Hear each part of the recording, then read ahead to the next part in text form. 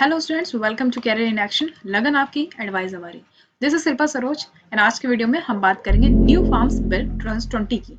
Okay, ऐसा क्या है इस बिल में जिसकी वजह से लाखों की तादाद में फार्मर्स प्रोटेस्ट कर रहे हैं। ओके, तो चलिए फिर देखते हैं आगे, बढ़ते हैं आगे क्या है इस बिल में।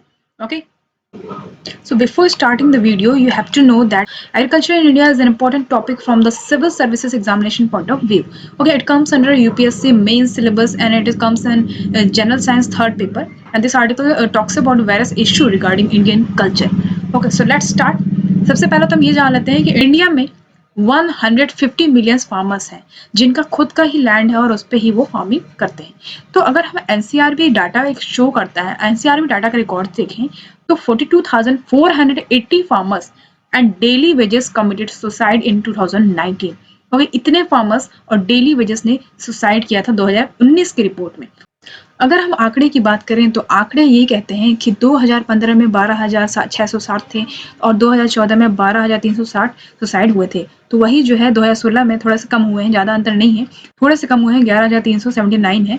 तो अब ये जो रिपोर्ट्स है, तो पहली बात तो ये है कि मोदी सरकार इसको रिपोर्ट को पेश ही नहीं कर रही थी, रिपोर्ट आ ही नहीं रहा था सरकार की तरफ से। 2019 में उन्होंने कहा कि उनके पास कोई रिपोर्ट ही नहीं है फिलहाल से, लेकिन फाइनली उन्हें एक रिपोर्ट पब्लिश की है। तो अगर हम इंडियन पॉपुलेशन का देखें तो इंडियन पॉपुलेशन के हिसाब से 60% फार्मर्स आते हैं और 18% पूरे कंट्री का जो जीडीपी है वो फार्मिंग से आता है। ओके, मार्जिनल फार्मर्स की बात करें तो 85% टोटल पॉपुलेशन फार्मर्स का जो टोटल पॉपुलेशन है उसमें से मार्जिनल फार्मर्स जो होते हैं वो 85% आते हैं।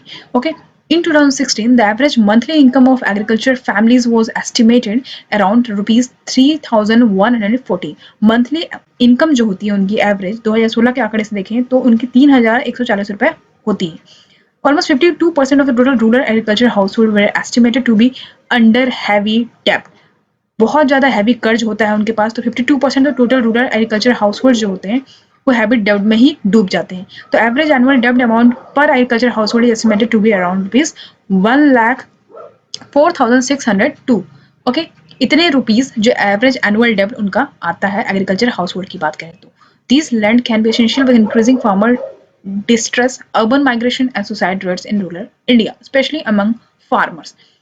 देखिए, यहाँ पे सबसे इम्पोर्टेंट ये है कि आपको समझना कि जो एग्रीकल्चर है वो किस लिस्ट में आता है। स्टेट के लिस्ट में आता है under constitution of India.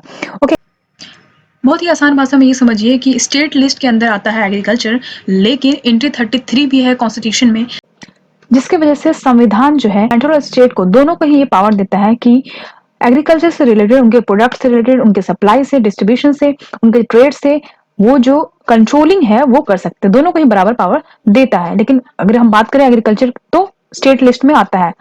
Centre के पास ये पावर है कि वो एक्सट्रीम केसेस में अपना पावर रोल कर सकती है। अगर बहुत सारे, अगर हम बात करें गवर्नमेंट की, स्टेट गवर्नमेंट की, तो उन्होंने डिसेंट अपना ग्रीव मतलब एक्सप्रेस किया है इस बिल पे। वो कहते हैं कि जो सेंटर है वो अपना इस बिल पे अपना पावर ज्यादा ही एक्सरसाइज कर रही है, ये कहना है उनका। ओके, आगे क्या हुआ ये देखते हैं हम। अब आगे ये देखेंगे कि कैसे ये बिल फार्मर्स को एक्सप्लॉइट करता है। चलिए फिर देखते हैं आगे। तो यहाँ पे देखिए, वन नेशन वन मार्केट की बात करते हैं मोदी गवर्नमेंट। ओके, तो ये न्यू फार्म्स बिल लेके आया है, 2020 में आया है ये आपका। ओके, तो ये कहते हैं कि सिर्फ एक मार्केट होगा, one nation. Okay, one nation और वन मार्केट। तो इन सितंबर 2020 president Ramnath Kovind gave accent to the three agriculture bill that were earlier passed by the Indian parliament. ठीक है, तो रामनाथ कोविंद जी ने जो प्रेसिडेंट है हमारे, तो सितंबर 2020 में अपना जो एसेंट है वो दे दिया इस three agriculture bill pay. Okay, तो देख लेते हैं जल्दी जल्दी कौन से बिल है ये। 3 बिल इंपॉर्टेंट है, ये देख लीजिए आप। पहला है farmers produce trade and commerce promotion and facilitation act 2020। बहुत बड़े बड़े बिल के नाम है, आप एक बार देख लो। सेकंड है farmers empowerment and protection agreement और price assurance and farm service act 2020। Third है इसेंशियल कमोडिटीज अमेंडमेंट एक्ट 2020। तो चलिए हम पहला देख लेते हैं। पहला है farmers produce trade and commerce promotion and facilitation bill act 2020। तो ये बिल में क्या है, बहुत इजी वे में समझ लेंगे हम। देखिए, this bill aims to dismantle existing trade and distribution monopoly is enjoyed by the Food Corporation of India and the agriculture products market, APMC. देखिए यहाँ पे ये समझिए कि एपीएमसी क्या है। Agriculture produce market, and FCI क्या है, फूड कॉर्पोरेशन ऑफ इंडिया। तो एपीएमसी का काम क्या है, जो कि गवर्नमेंट के अंडर में आता है एपीएमसी। तो मंडीज बनाए गए हैं जहाँ पे जो फार्मर्स हैं वो अपना प्रोडक्ट सेल करते हैं, वहां पे आते हैं, एक जो उनको एसपी मिलता है गवर्नमेंट के द्वारा, तो वो चीज होता है। ओके, तो यहाँ पे ये सरकार कहती है कि, तो अभी तक ये होता था कि जो फार्मर्स हैं वो एपीएमसी में जाते थे, वहां पे बिचौलिए भी रहते हैं जो एपीएमसी में, तो वो वहां पे जाते थे और उनसे जो एमएसपी है वो लेते थे और अपना प्रोडक्ट सेल करते थे। तो यहाँ पे क्या हुआ है कि सरकार का ये कहना है कि एपीएमसी को ही हटा देंगे लाइन से, एफसीआई को हटा देंगे, दोनों को डिसमेंटल करने की प्रोसेस है पूरा। जो एकाधिकार था वो इस बिल में खत्म हो जाएगा। तो यहाँ पे ये कहने का मतलब है जो फार्मर्स हैं वो एपीएमसी के बाहर जाके अपना जो प्रोडक्ट्स है उसको सेल कर सकते हैं। ओके, तो यहाँ पे देखने की वाली बात, देखिए बाद में डिबेट करेंगे, पहले हमें ये समझ लेना है कि आखिर क्या क्या चीज है इस बिल में। ओके, हमें एक सही आइडिया होना चाहिए। So this act will now allow farmers to sell outside of the designated district of APMC, thereby advancing their interaction with the market directly. सारे बिल्स के ही प्रोविजंस हैं। तो पहला है फार्मिंग एग्रीमेंट। देखिए ये जो एक्ट है, ये मान लीजिए कोई भी फार्मर है वो कुछ जो अपना प्रोड्यूस करेगा, जो भी फार्म प्रोड्यूस करेगा, उसके पहले पहले एक एग्रीमेंट होगा, farming agreement between a farmer and a buyer, कोई भी प्रोडक्शन करने से पहले। ओके, दूसरा है minimum period of farming agreement, कितना मिनिमम पीरियड होगा। Minimum period of farming agreement shall be for one crop season, एक क्रॉप सीजन के लिए मिनिमम एग्रीमेंट, मिनिमम पीरियड जो होगा फार्मिंग एग्रीमेंट का। ओके, यानी कि एक production cycle of life stock. Okay, next क्या देखेंगे हम, C number, that is maximum period of farming agreement. जो कितना होना चाहिए मैक्सिमम पीरियड जो फार्मिंग एग्रीमेंट होगा। देखिए मैक्सिमम पीरियड जो होगा फार्मिंग एग्रीमेंट का 5 साल हो सकता है। ओके, दोनों के द्वारा डिसाइड किया जाएगा कि इसका टाइम जो ड्यूरेशन है वो कितना हो सकता है। ओके, ये सब एग्रीमेंट में मेंशन होगा। नेक्स्ट हम देखेंगे D number, that is pricing of farming produce. Pricing क्या होगा, तो ये फार्मिंग जो प्रोड्यूस है उसका प्राइसिंग क्या होगा, ये सब डिटरमाइन किया जाएगा, उसी एग्रीमेंट में मेंशन होगा। ओके, आगे देखेंगे सेटलमेंट ऑफ डिस्प्यूट। देखिए जो जो ये डिस्प्यूट्स होंगे इससे रिलेटेड वो कौन डील करेगा। देखिए 3 लेवल डिस्प्यूट सेटलमेंट मैकेनिज्म है जिसमें कॉन्सिलेशन बोर्ड होंगी, सब डिविजनल मजिस्ट्रेट होंगे एंड अपीलेट अथॉरिटी होंगे। ओके, अब हम देखेंगे नेक्स्ट जो बिल है उसका नाम है farmer produce trade and commerce act 2020। इस बिल में क्या होता है, देखिए ये जो बिल है ये क्या परमिट करता है, ये फार्मर्स को ये परमिट करता है कि इंट्रा और इंटर स्टेट ट्रेड कर सकते हैं। यानी कि एपीएमसी मार्केट से बाहर जाके वो जो भी फिजिकल प्रीमाइसेस हैं एपीएमसी के, उससे बाहर बियॉन्ड उसके जो ट्रेड है वो कर सकते हैं।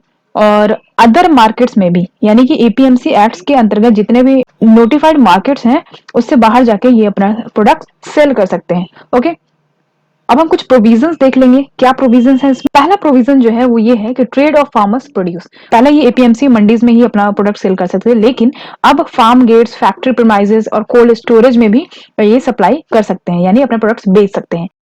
देखिए बी है अल्टरनेटिव ट्रेडिंग चैनल।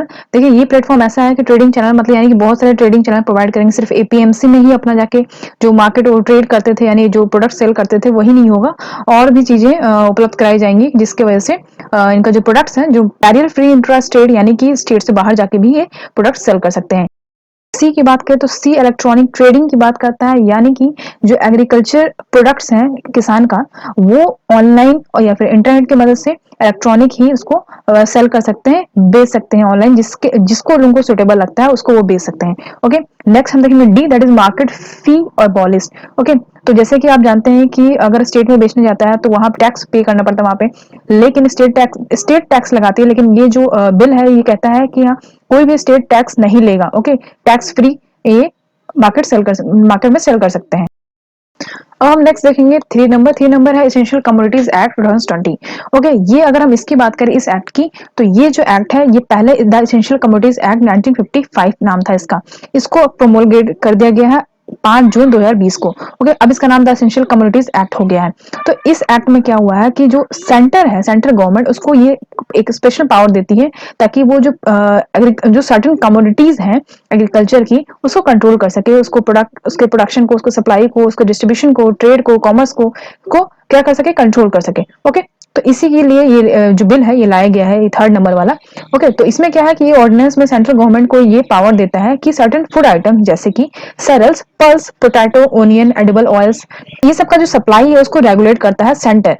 तो उसको ये एक्स्ट्रा ऑर्डिनरी सर्कमस्टेंसेस में ये जो सरकार है सेंट्रल गवर्नमेंट उसको रेगुलेट कर सकती है इनका सप्लाई को। ओके, तो इसमें क्या होता है कि मान लीजिए वॉर हो गया, फेमाइन हो गया, एक्स्ट्रा ऑर्डिनरी प्राइस राइज हो गया, नेचुरल कैलामिटीज आ गया, उस समय की बात ये कर रहा है। ओके, सीधा साधा मतलब ये है कि जो एपीएमसीज हैं, तो एपीएमसी से बाहर जाके अपने प्रोडक्ट को सेल करना और मार्केट में अपना ज्यादा एक्सेस पाना, यानी एक्सपेंड करना अपने प्रोडक्ट्स को।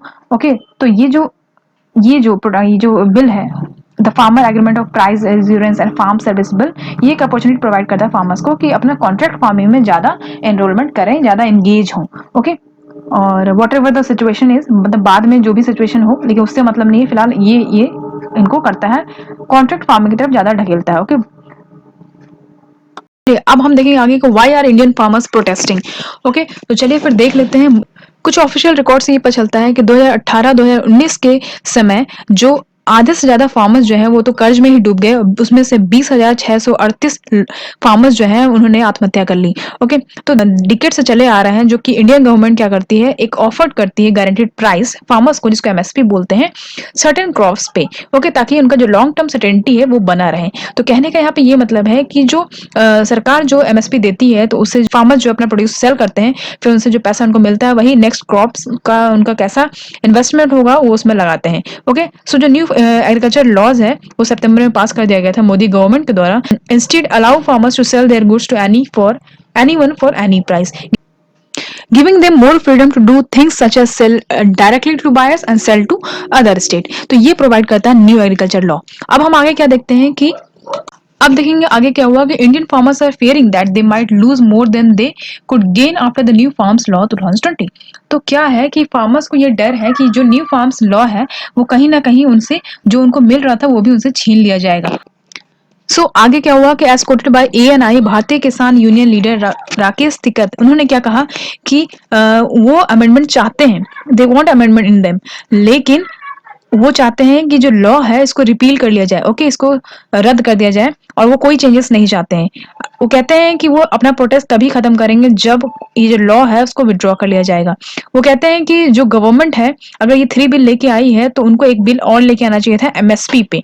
ओके, ताकि उनके लिए एक रेट फिक्स हो जाए, तो किसान के लिए इजी हो जाए समझने में कि कोई भी दिक्कत नहीं है इस बिल में, ऐसा क्यों नहीं कर रही है मोदी सरकार। चलिए अब हम क्रिटिसिज्म देख लेते हैं। देखिए, farmers have called the new farms law 2020 as corporate friendly and anti farmer. Okay, तो सबसे पहले की बात करें कि जब ये बिल आया तो फार्मर्स ने इसको क्या कहा, न्यू फार्म लॉ को, कि कॉर्पोरेट फ्रेंडली है, यानी कि प्राइवेटाइजेशन को ज्यादा ही बढ़ावा देता है। ओके, लिबरलाइजेशन को, and anti farmers. Okay, anti farmer farmer के अगेंस्ट है। ओके, सो दिसंबर 8 को भारत बंद हुआ था, याद होगा आपको, भारत बंद कहा गया फार्मर्स यूनियन के द्वारा। Okay, so Vidarbha and Marathwada region reported almost no business and are on the verge of closure after the announcement of central ordinance. Okay, Vidarbha and Marathwada region में जो यहाँ पे बहुत ज्यादा मात्रा में ये बिजनेस होते हैं, तो वहां पे उसको बंद कर दिया गया, क्लोज कर दिया गया। फूड जो प्रोसेसिंग इंडस्ट्री मिनिस्टर हैं सिमरत कौर बादल, शिरोमणि अकाली दल की, उन्होंने रिजाइन कर दिया अपने पोस्ट से इस बिल के बाद। Okay, former chief minister of Punjab Prakash Singh Badal, उन्होंने अपना पद्म विभूषण रिटर्न कर दिया गया, इस प्रोटेस्ट में सम्मिलित हुए। ओके, आगे देखिए क्या हुआ। जब आगे की हम बात करें तो जो पहले लॉ था वो ये था कि जो भी सेल होता है, जो भी प्राइसिंग, जो भी स्टोरेज है फार्म्स प्रोड्यूस का, तो उसको किसान को जो सरकार थी वो एक फ्री मार्केट प्रोवाइड करती थी, जिससे कि इंडियंस फार्मर्स को प्रोटेक्ट करता था ये सदियों से। ओके, सालों से ये प्रोटेक्ट करते आ रहा है। लेकिन जो अब नया जो फार्मर्स बिल आया है उससे किसानों को डर है कि जो नया लॉ है वो कहीं उनका जो ओल्ड कंसेशन था, वो जो एक एस्योर्ड प्राइस था, वो कहीं ना उनसे छीन ले। ओके, जो उनका बार्गेनिंग पावर है वो वीक हो जाएगा और उनको एक्सप्लॉयटेशन होगा प्राइवेट कंपनीज के द्वारा, और काफी ज्यादा एक्सप्लॉयट किया जाएगा प्राइवेट ओनर्स के द्वारा। उनका जो एमएसपी नहीं है, एक एस्योर्ड प्राइस जो उनको जिस प्राइस में वो लेंगे उनसे प्रोडक्ट्स, वो उसी में उनको संघर्ष करना पड़ेगा। ओके, तो बहुत सारे लूप होल्स हैं बहुत सारे एक्सपर्ट्स जो इकोनॉमिक एक्सपर्ट हैं उनका ये मानना है कि इंडियन एग्रीकल्चर में डिस्परेटली नीड्स है रिफॉर्म्स की, लेकिन गवर्नमेंट का जो ये गलती है वो ये है कि उन्होंने फार्मर्स से कंसल्ट नहीं किया और कोई भी लॉ पास कर दिया। ऐसा नहीं होता है। तो चलिए हम पहले देखेंगे कि why the Indian farmers rejected central government proposal. तो इंडियन फार्मर्स ने क्यों रिजेक्ट कर दिया सेंट्रल गवर्नमेंट का प्रपोजल, पहला तो हम ये देखेंगे। देखिए पहला पॉइंट ये है कि central government propose that respective state government can levies cess on the private mandis. So ये जो प्रपोजल है उसको रिजेक्ट कर दिया गया फार्मर्स के द्वारा। उनका ये मानना है कि साथ में एपीएमसी के साथ प्राइवेट मंडीज नहीं बन सकती, नहीं ना ही बने, क्योंकि ये एक तरीके से क्या होगा कि जो एग्रीकल्चर बिजनेस है इसको किसकी तरफ ड्राइव कर देगा, यानी किसकी तरफ ढकेल दिया जाएगा, प्राइवेट मंडीज की तरफ, जिसकी वजह से गवर्नमेंट मार्केट जो है वो बंद होने के कगार पे आ जाएंगे और जो इंटरमीडिएट सिस्टम है, एपीएमसीज है, ये सारे बंद हो जाएंगे। और जो इसका रिजल्ट क्या होगा कि जो बिग कॉर्पोरेट हाउस है वो ये मार्केट कर ले, ओवरटेक कर देगा गवर्नमेंट मार्केट्स को, thereby procuring farms produce at incidental rates।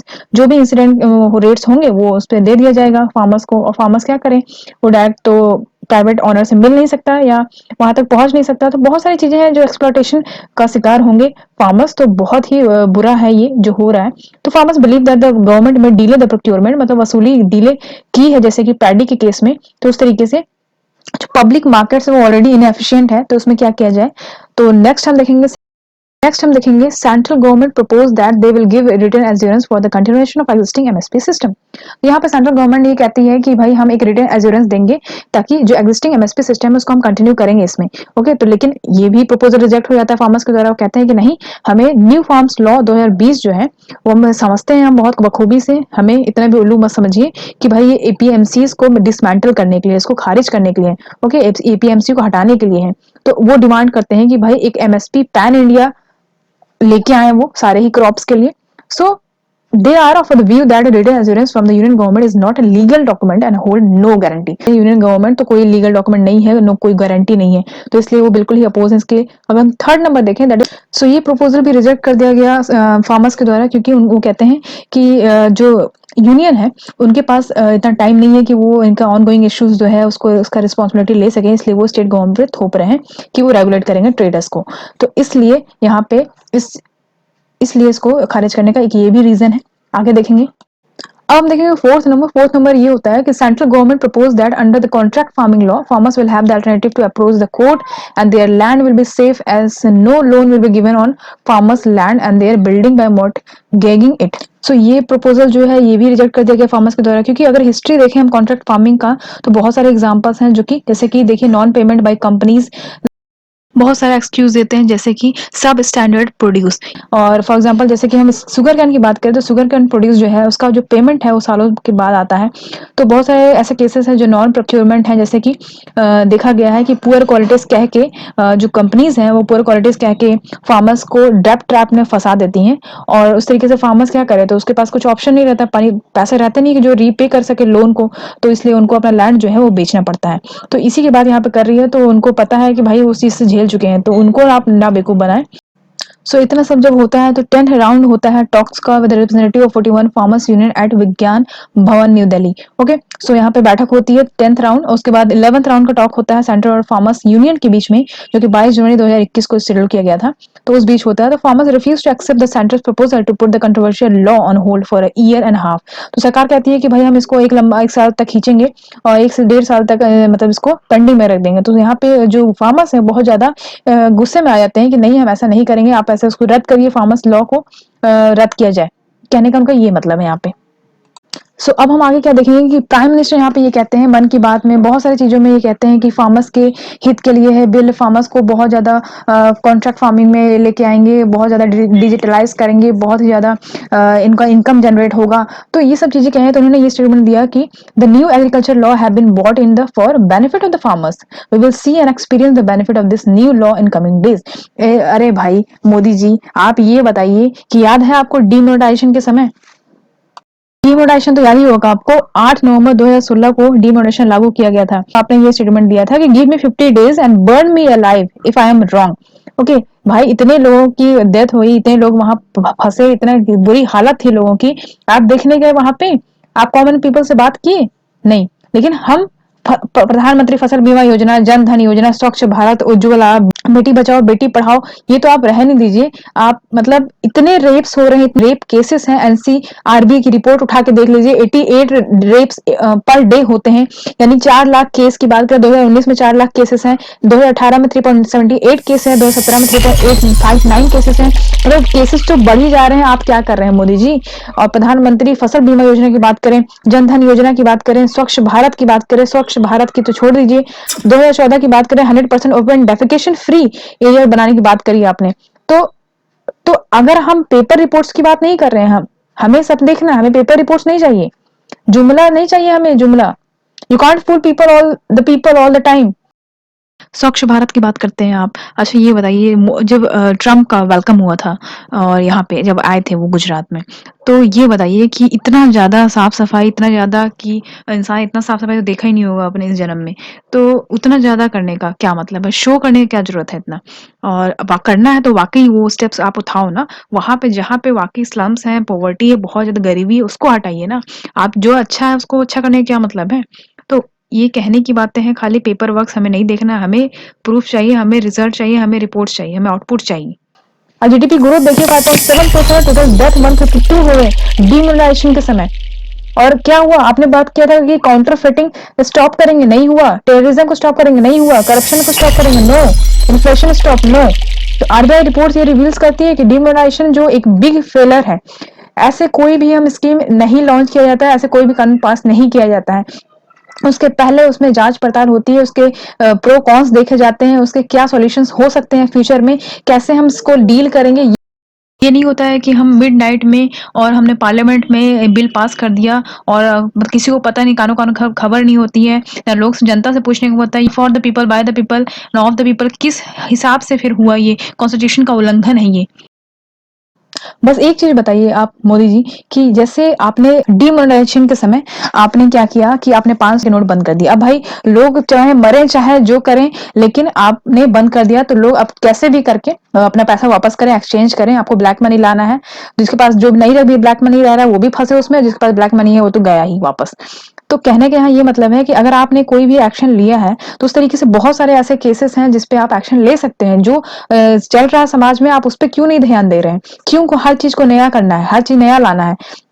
देखिए जैसे पेंडिंग केसेस हैं इतने, जैसे अब रेप का ही ले लीजिए। रेप्स की अगर हम बात करें, तो रेप्स में आप ऐसा कानून क्यों नहीं लेके आते हैं कि लोग एक बार उसको करने से डरें? ऐसा कानून आप लेके आइए कि ये मजाल ना हो किसी की, कोई किसी का रेप के बारे में सोचे भी। ओके, तो ऐसा कानून क्यों नहीं ला सकते? जैसे कि डिमोनेटाइजेशन लेके आया आप, तुरंत दूसरे दिन से लागू हो गया, तो इस तरीके से ये क्यों नहीं हो सकता? बिल्कुल हो सकता है, लेकिन सरकार करना नहीं चाहती है। पॉलिटिक्स, यही है पॉलिटिक्स। जितने सारे मिनिस्टर्स हैं, पूरे क्रिमिनल्स केसेस भरे पड़े हैं। आप कहते हैं कि मोदी जी, आप बात करते हैं कि सारे क्रिमिनल्स को एक साइड करेंगे, जेल जाएं, तो कहाँ है सारे सारे क्रिमिनल्स? तो बैठे ही हैं सब पार्लियामेंट में। नेक्स्ट हम देखेंगे Supreme Court to hear plea on farmers agitation. तो ऑन 11 जनवरी 2021 को सुप्रीम कोर्ट ने जो 3 फार्म्स एक्ट है 2020 के, उस पे इम्प्लीमेंट होने से स्टे लगा दिया है, और एक 4 मेंबर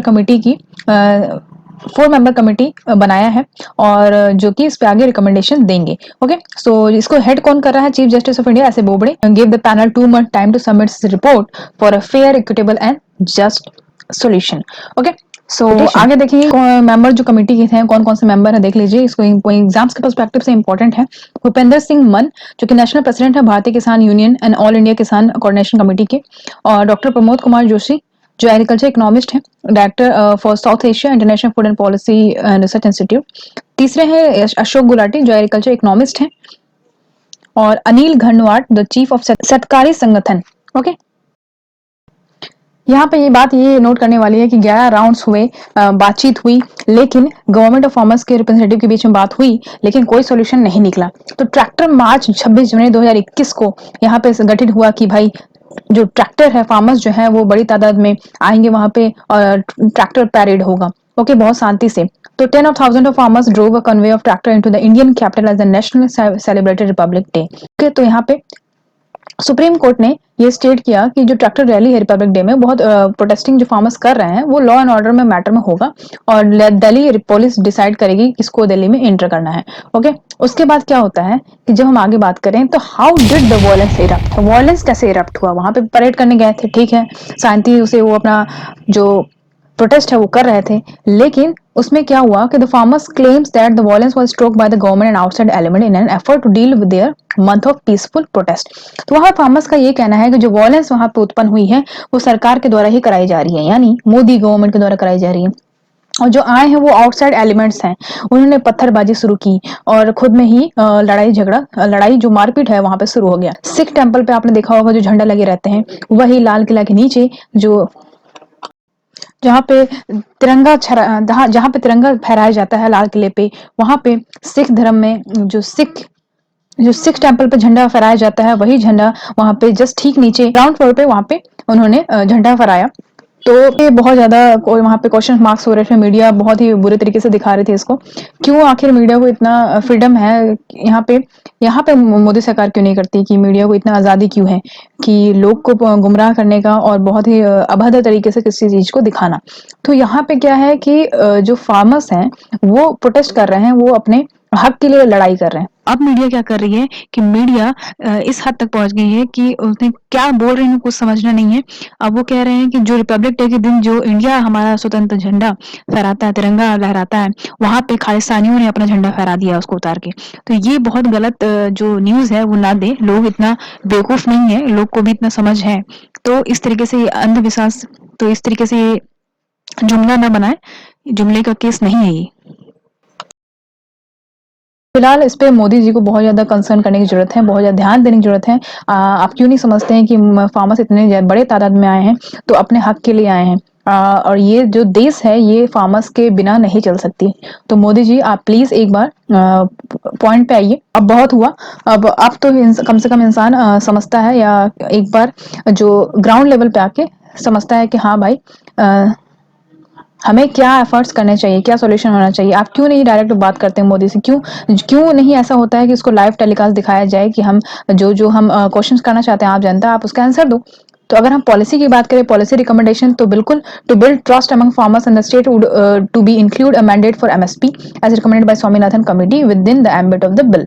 ओके, सो अगर ट्रस्ट पाना है फार्मर्स का तो स्टेट को इसमें इंक्लूड करना पड़ेगा एमएसपी, ओके, जो कि स्वामीनाथन कमेटी के द्वारा बताया गया था। Another would be to plug the holes in the current system instead of trying to dismantle and reduce a new structure.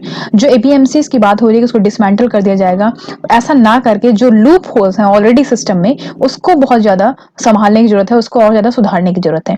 APMCs को जो भी कंट्रोल कर सकते हो आप, है ना, ताकि जो बिचौलिए हैं वो ऐसा ना करें। और जो डिजिटलाइज की बात कर रहे हो आप कि हम डिजिटलाइज या कॉन्ट्रैक्ट फार्मिंग की तरफ ढकेलेंगे, तो बिल्कुल करो आप, लेकिन डिजिटलाइज करो तो सिस्टम में करो ना, एग्रीकल्चर में करो। इस तरीके से करने का क्या मतलब है?